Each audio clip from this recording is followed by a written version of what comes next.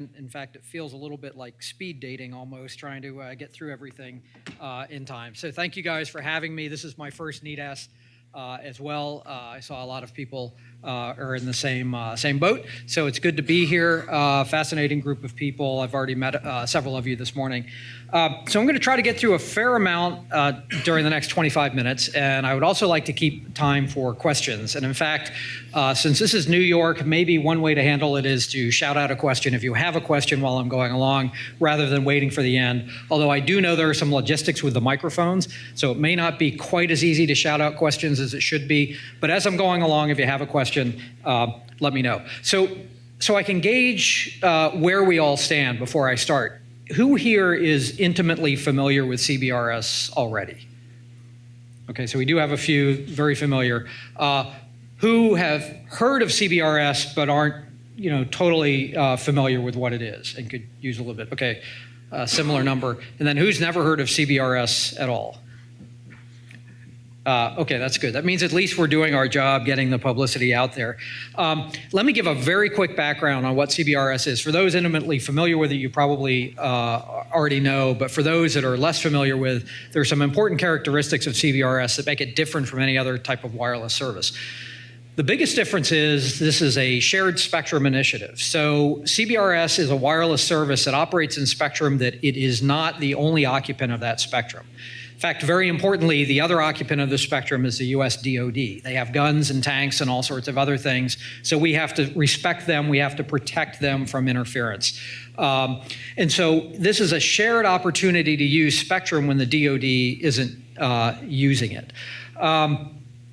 The other important thing about CBRS is that there's two different tiers of service in CBRS. If you want interference protection and you want some assurance that you'll be able to access the band and use it for your in-building system or outside small cell network or whatever, you can buy a license. It's called a priority access license or a PAL.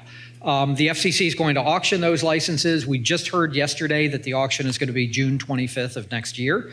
So those licenses will be available about a year from now. But a really important thing is if you don't want to pay for a license, you can actually access CBRS spectrum for free. You don't necessarily get all the interference assurances and protections that you do if you're a PAL, but you also don't have to pay any money for it. You can use up to 150 megahertz of spectrum, which could provide multi-hundred megabit type service without paying a cent for the spectrum. And there's a large ecosystem of equipment already available, and I'll mention some of the numbers a little bit later. So it's almost like for free, virtually for free, spectrum-wise, you could start up your own wireless service. So instead of a DAS rebroadcasting some other wireless company's service in a building, you can start up your own wireless service in that building. And with appropriate roaming agreements and things in place, you can be the wireless service provider in your set of commercial real estate or residential buildings or whatever. So it's a very unique opportunity. Did you have a question or? No, good. Okay. So it's important to understand the distinction of CBRS from other wireless services. Keep in mind that the AT&Ts and Verizons of the world, when they want to offer commercial wireless service, they go out, they spend billions of dollars on dedicated spectrum in order just as a beginning, just to be able to access the spectrum and provide services. CBRS is a completely different model where you can go out and get the spectrum relatively cheaply or even free, depending on which tier of service you want to work from. So we think it's going to be a disruptor in the wireless services. We'll see. It's about to launch, and I'll say a few words about that shortly, about when CBRS will get going.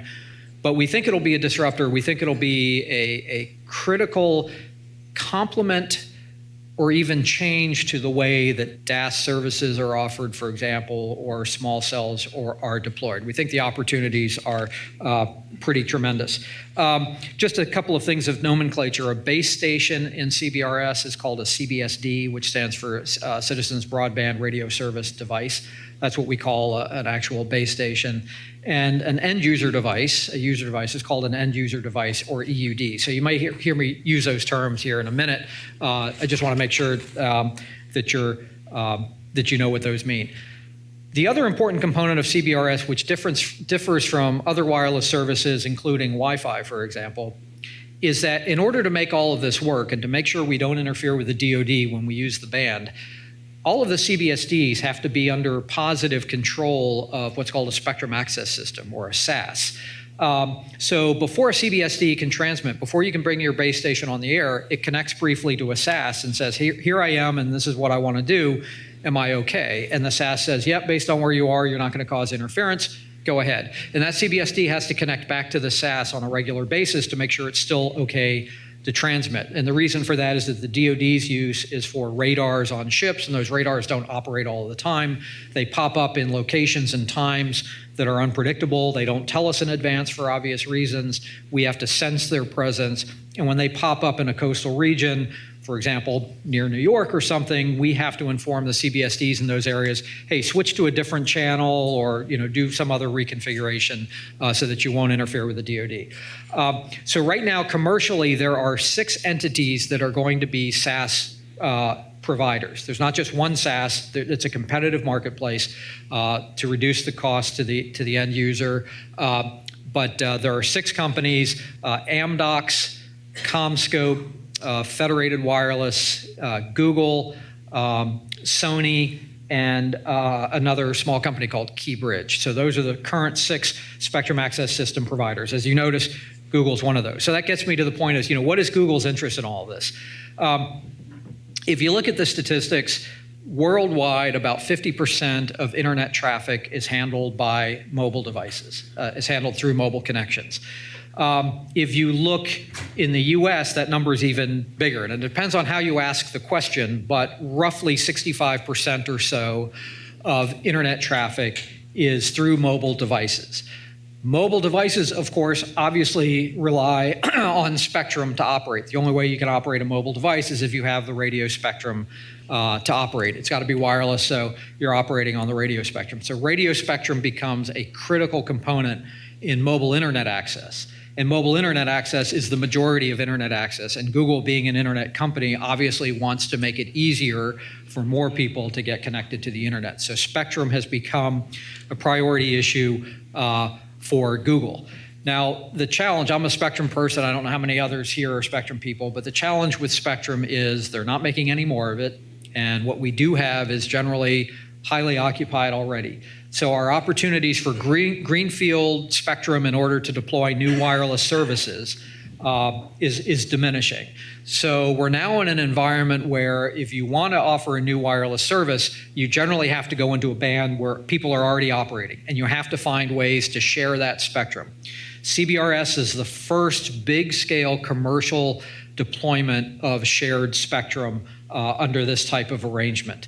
So we think it's a model for many future uses of shared spectrum, and shared spectrum is becoming critically important. So Google is very interested in finding ways to make spectrum sharing work. So as a SAS administrator is one. But another interest of Google is, purely from a commercial point of view, we also have databases that make that are second to none in terms of enabling wireless services. One of the things we offer are network planning tools that takes, if you use Google Earth or Google Maps, you know that we have in many cities, hopefully most cities, before too long, we have very detailed databases of building polygons. We even know where every tree is. We're now building polygons of the trees themselves. We know where all of these things are that impact radio propagation and determine how your coverage is going to exist. We also have in-building mapping solutions that are being developed that can very accurately determine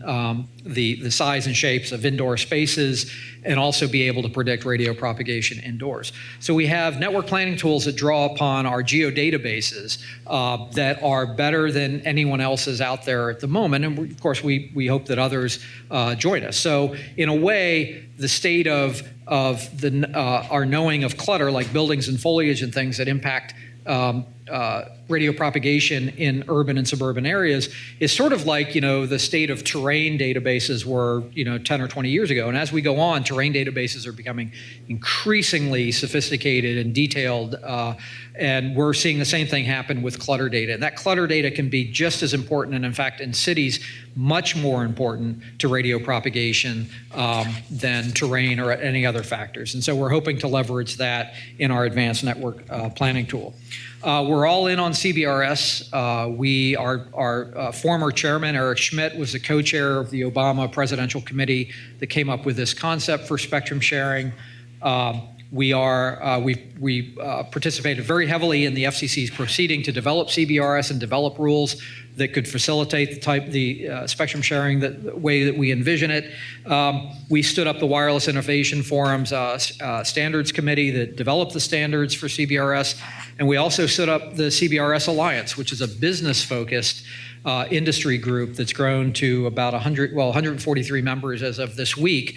We started it 2.5 years ago. It's now up to 143 corporate members that are looking at the 4G LTE and 5G applications in the CBRS band, developing business use cases, and then developing whatever standards are necessary to make those use cases work. So this is a work in progress, by the way. If you have any interest in any thought that you're going to deploy CBRS in your business, there's still time to shape the business opportunities for CBRS and the standards that support those business opportunities. So I would encourage you to look into the CBRS Alliance if you have any interest in the business opportunities by CBRS. And if CBRS lives up to its promise in disrupting or modifying the DAS and small cell industry, you probably want to be part of the conversation and discussing how things go. Where does CBRS stand? We are anticipating that the FCC is going to issue a public notice any day now authorizing initial commercial deployment to begin for CBRS. We started down this road back in 2012. That was the first notice of proposed rulemaking from the FCC.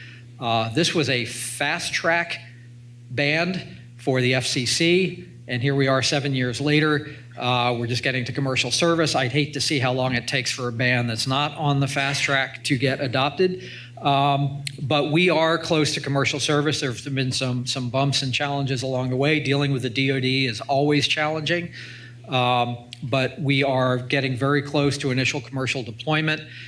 We have a big kickoff event for the beginning of initial commercial deployment of CBRS scheduled for 2 weeks from yesterday. So the September 18th in Washington, D.C., at a hotel that happens to be right next door to the FCC, we are holding a kickoff event for the beginning of commercial deployment of CBRS.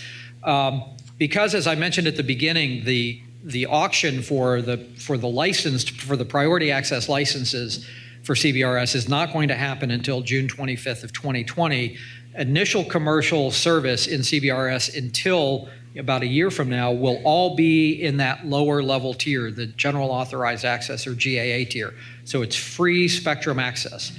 And in fact, it'll be interesting. We'll have a year's experience of authorizing CBRS applications on the free tier, and if that works out well, it'll be interesting to see how that impacts the price of licenses in the PAL auction. Because if everything seems to be working well under the free tier, the GAA tier, it's not clear, who and what will want to pay money to get PAL licenses. The PAL licenses, by the way, another benefit in CBRS is they're offered in small service areas. They're offered in county-sized service areas. So if you're a rural broadband provider, for example, or you just have a limited market, or you want to build up a particularly shaped market, you can bid on the licenses on a county-by-county basis. And this is why they're not going to cost $1 billion, because you're not getting a nationwide license.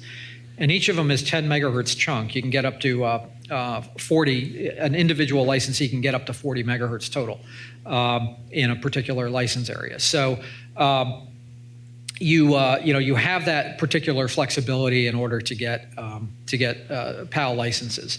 But initially, for the first year or so, it'll be under the free license model. So about the equipment ecosystem, this is probably as important as anything else. It's as important as the spectrum access. So let me just kind of clarify the equipment description. So the CBRS Alliance specializes in 3GPP-based deployments of CBRS. And so that means 4G LTE and 5G NR. Those are the international standards created by 3GPP. That's what the CBRS Alliance is based upon. The CBRS Alliance has gone an extra step and has created a trademark called ONGO, O-N-G-O, that is a specific type of 4G LTE or 5G NR. So you can get equipment certified not just with the FCC as CBRS capable, but you can also go to CBRS Alliance and get it ONGO certified.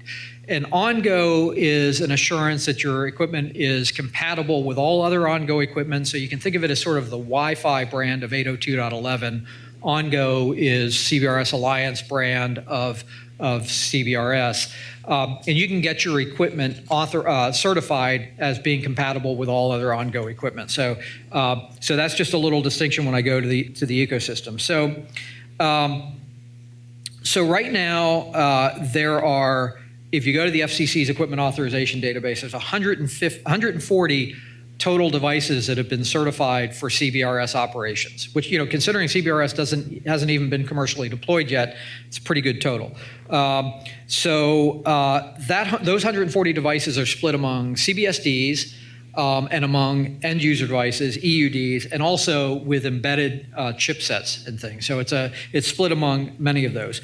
So ONGO certification specifically, so CBRS Alliance certified, there's 14 different models of CBSDs currently available, and those are from Acceleran, Blink, Ericsson, Nokia, Ruckus, Sercom, and Telrad.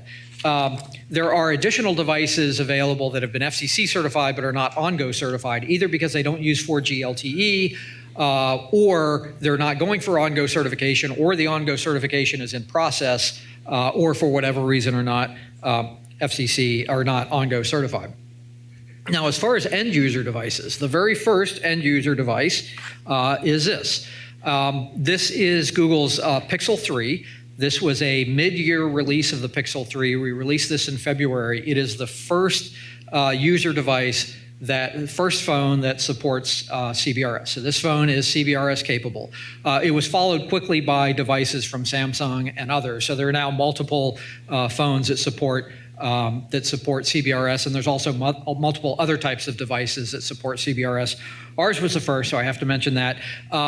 This particular, the Google 3, the Pixel 3 is locked to Verizon, but Pixel 4 comes out next month, and it will be an unlocked version. So it will support CBRS from any carrier, and coming out basically just in time for the beginning of commercial CBRS service. So very exciting. But there are FCC certified, there's 36 different models of devices and embedded modules that have been certified. So the ecosystem is there, the spectrum is free, we're ready to deploy. The business models, as I mentioned earlier, are still sort of in flux. It's like, make what you want of it. You go to CBRS Alliance and you have a business use case, you can help develop the standards that will support that business use case. I can tell you from participating in CBRS Alliance and chairing some of the committees, one of the key focus areas, not the only one, there's many different business opportunities in CBRS, but one of the key areas is private LTE networks. And a lot of it has to do with in-building coverage. CBRS sort of seems to be designed for in-building type of coverage.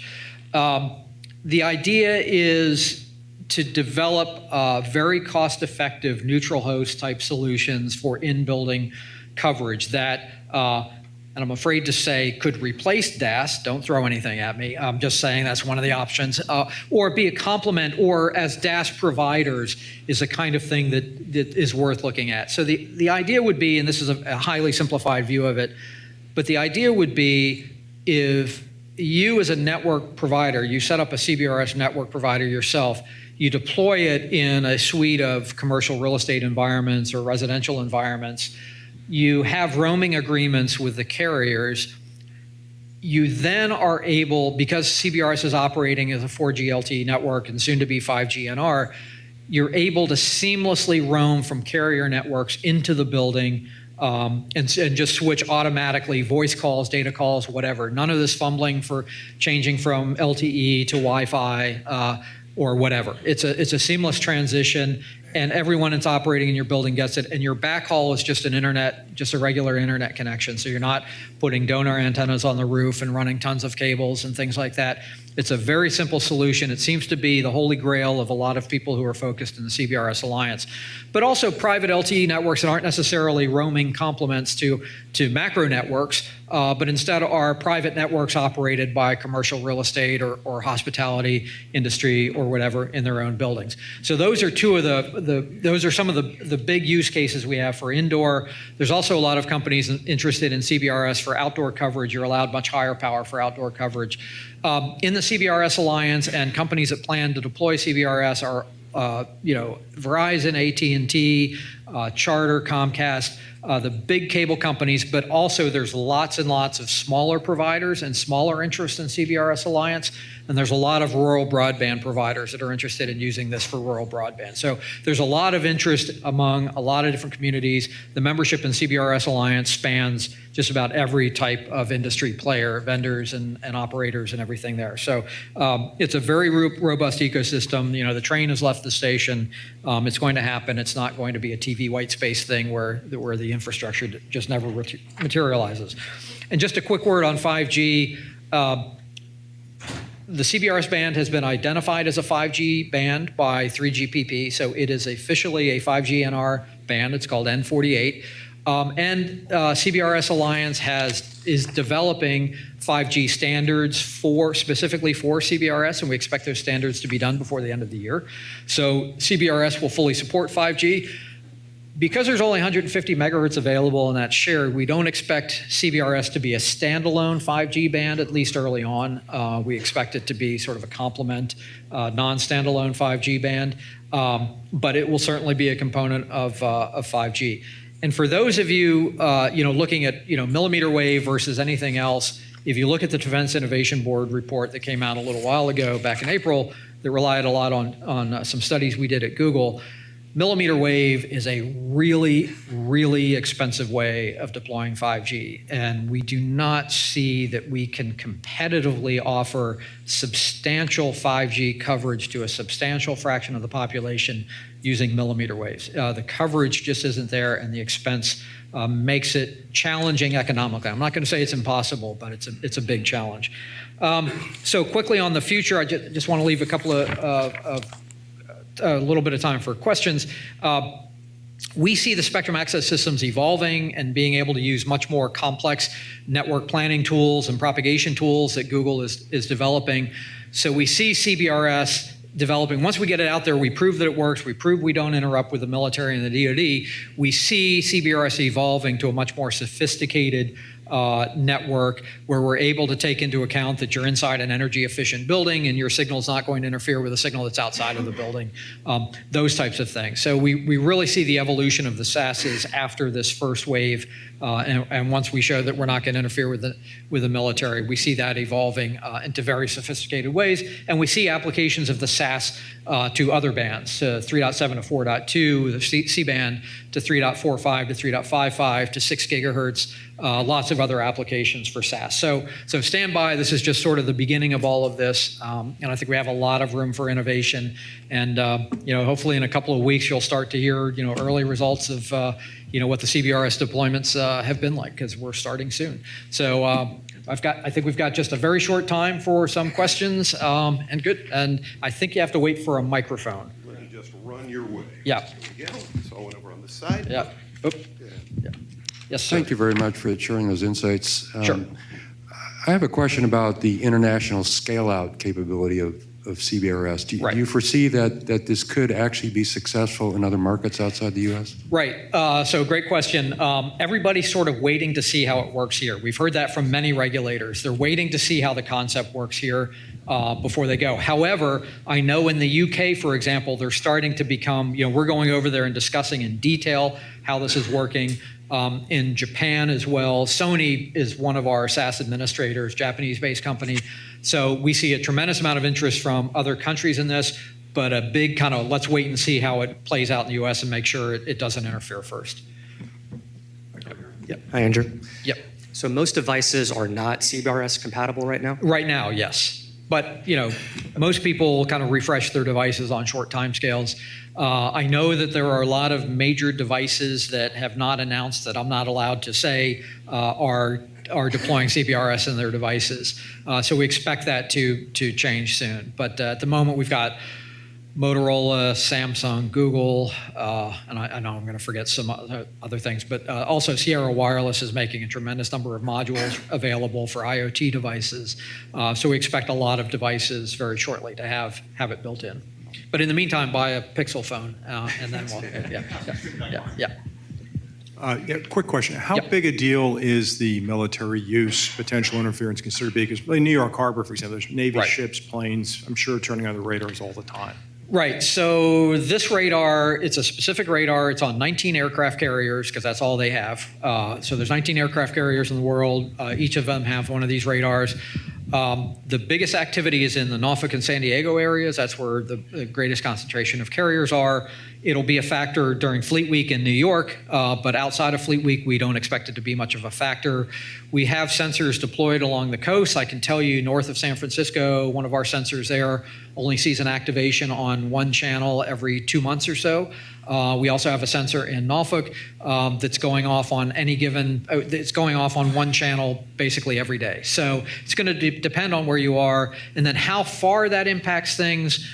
It depends on how many users there are, but basically there's a neighborhood of, it could be 100 kilometers or so where you won't have to shut off, you'll just have to be moved to another channel, and that's seamless to the user. Our SAS does that, tells the CBSD to move to another channel. It's seamless to the user, you shouldn't even recognize it. We think instances of actually recognizable disruption to your CBRS service should be very rare. Thank you. Yes.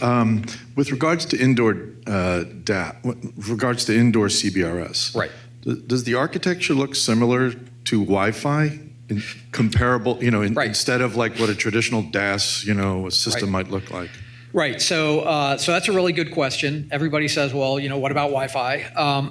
So we're looking at it from a couple of perspectives. And Wi-Fi is a great solution, especially with Wi-Fi 6 coming soon. Wi-Fi is a great solution in a lot of cases. We're looking in the indoor case, it's the seamless roaming between LTE networks and voice calls and things like that we see as one of the important things. We also see sort of the security of LTE compared to Wi-Fi, although the Wi-Fi security is getting better. We see that as sort of one of the key differentiators between CBRS and deployment of Wi-Fi. In outdoor small cell applications, CBRS is allowed much more, 12 times more power than Wi-Fi. So you've got better coverage in outdoor environments than you do with Wi-Fi. And also, the CBRS band is lower in frequency than the 5 gigahertz, the broadest bandwidth Wi-Fi band. And so the indoor penetration is a little bit better, and the outdoor coverage is a little bit better than 5 gigahertz Wi-Fi. So it's differentiated. I won't stand up here and say that you should switch everything from Wi-Fi to CBRS. There's going to be cases where Wi-Fi is a better choice. So my question really was more about what the look and feel of the equipment is. Does it look more like Wi-Fi equipment? Oh. What distributed antenna system equipment? Yeah, so it looks like, so the access point and yeah, exactly. Access point. Yeah, the access point looks like a Wi-Fi. In fact, I have experimenting with some Ruckus access points. They're the typical footprint that you see for a Wi-Fi access point.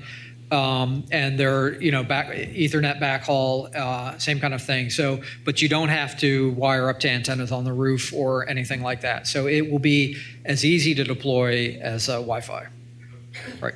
So given that, yes, you should use CBRS everywhere and take all your Wi-Fi out and everything. Actually, I think realistically the boxes will have combinations of Wi-Fi and CBRS built in.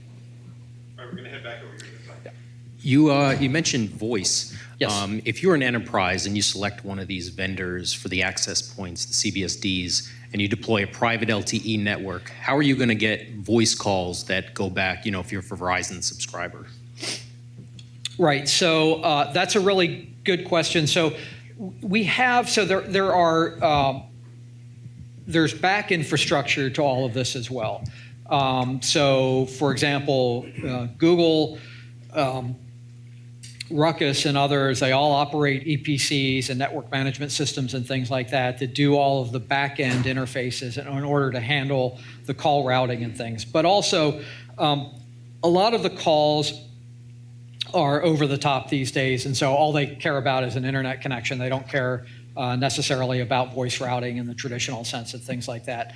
So it's sort of a combination of, if you're doing a private LTE network, you'd establish a relationship with a network management system and with an EPC on the back end in order to handle the traditional voice calls, if you wanted to do that. But also the Verizons and the AT&Ts of the world themselves are looking at in-building CBRS as well. So it may not even be a neutral host roaming situation. You may actually be going to their systems themselves or installing their systems there. So, I mean, there's just a variety of ways to handle voice and data seamlessly. Thank you. You talked the importance of data, vector data. Yep. You talked in regards to the buildings. Yep. The relationship between outdoor and indoor when you're looking at the design and the handoff between that. Right. Two things there. How's Google looking at that? Secondly, is building material a factor in that? It is. So, the outdoor-indoor is becoming more of an issue because of the high efficiency building materials that's being used. It used to be you sort of gracefully hand off from indoors to outdoors as you went deeper into the building. But today what we're seeing is, sort of like you close the door behind you and it's like you're in an RF chamber. The high efficiency glass is usually metal coated or metal infused, and it causes tremendous attenuation. My wife works for a company that owns 20 apartment buildings in the DC area. And their first building that they rebuilt recently, when they opened it up, the first thing they noticed was no cell service in the lobby. People come to rent, and they notice that their cell phones don't work. It's a tremendous thing. So they've looked at DAS solutions and things, and DAS works great, but it's expensive. They got quotes up to $200,000 for a 100-unit apartment complex, so it's very expensive. As far as the handoff between indoors and outdoors, so Google's not a wireless network provider itself. We've got network planning tools that take advantage of our geodata.